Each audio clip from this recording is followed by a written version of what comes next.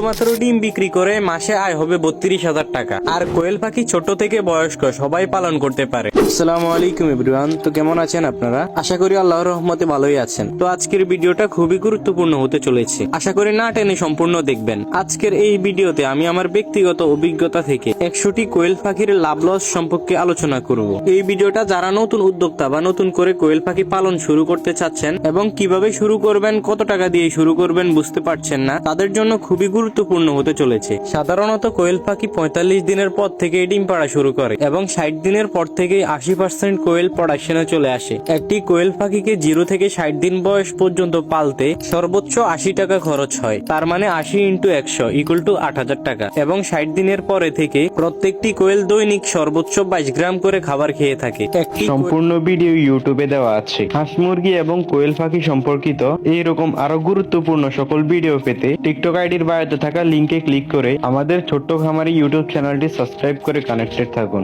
ধন্যবাদ, সবাই ভালো থাকবেন। আসসালামু আলাইকুম ওয়া রাহমাতুল্লাহ।